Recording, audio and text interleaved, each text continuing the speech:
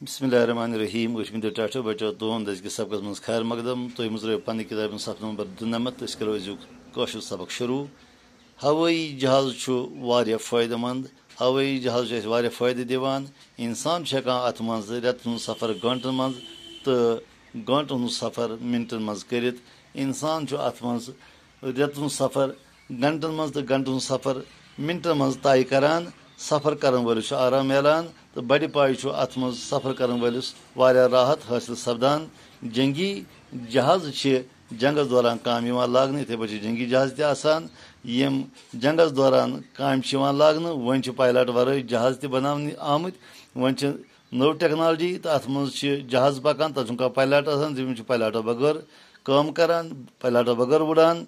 हवाई जहाज सिर्फ इंसान अक जाय पे बीस जाय निवान तो अनान बल्कि माल तौर योर सारान।